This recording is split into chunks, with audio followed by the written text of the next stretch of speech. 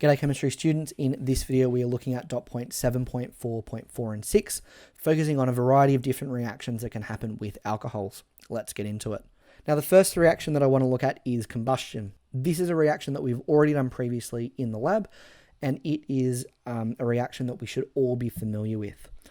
What I want to just acknowledge is that we have our fuel. It reacts with oxygen and forms carbon dioxide and water. The biggest difference with all of these alcohol reactions is how they are balanced, and that depends on all of our ratios, the amount of available oxygen, the ratio between the carbon, the hydrogen, and the oxygen in itself. But those should all be pretty straightforward and easy to balance.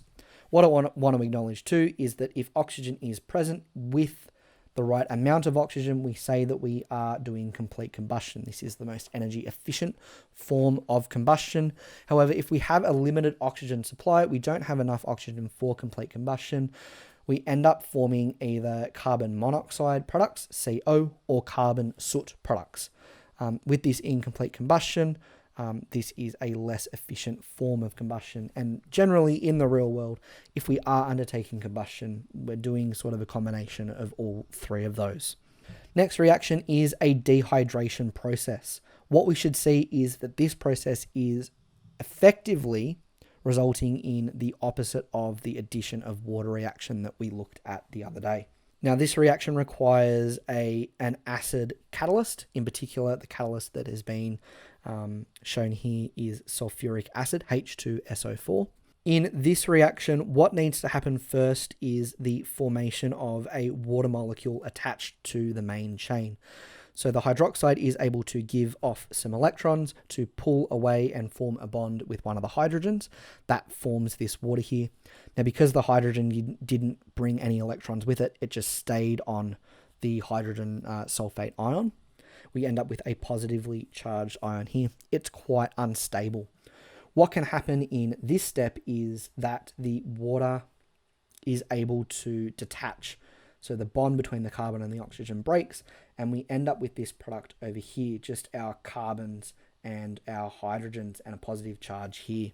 Now, there are two things that can happen as a result of this. Either the hydrogen that is on the left here can detach, forming a double bond, and it detaches in the presence of water, essentially forming hydronium as a product. If that detaches at this spot, there'll be a double bond at the second carbon, the carbon that is in the middle. That's the major product in this scenario.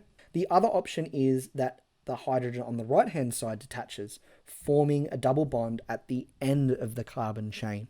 This is a minor product. Again, I'm not going to go into the details of why one product is major and why one product is minor, but we do need to acknowledge that when we are dehydrating an alcohol, that if the alcohol is secondary or tertiary, a double bond can form on either side of the carbon. Note though that if the hydroxide was on the end of the carbon chain, say it was on this carbon here, that when it detaches, there's only one place for it to detach and form a double bond. There wouldn't be two products.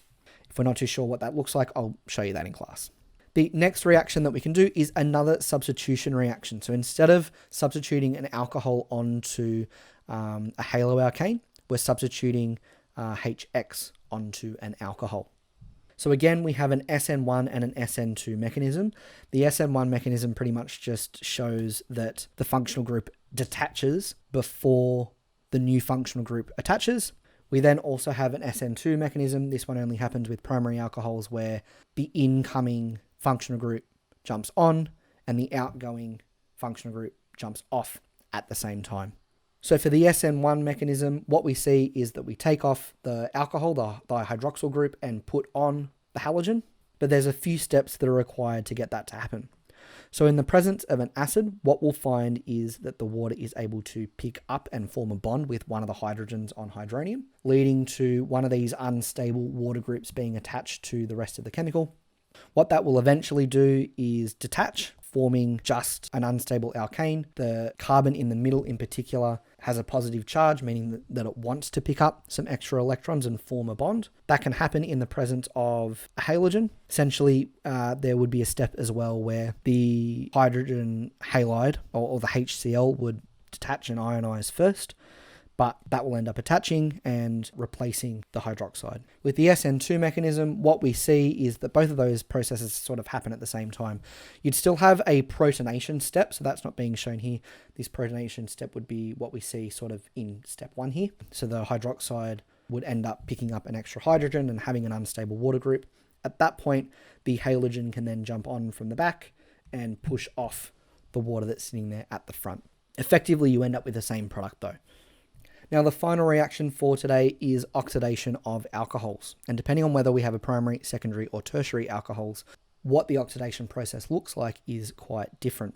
So for a primary alcohol in the presence of an oxidant, so that could be, say, a dichromate or a permanganate or something like that, the primary alcohol will end up forming an aldehyde. That aldehyde can then further oxidize to form a carboxylic acid. So in the first step, essentially, the hydroxide loses its hydrogen and ends up forming a double bond. That's an aldehyde. Then the aldehyde ends up replacing the extra hydrogen that's there for a hydroxide group, again, forming carboxylic acid.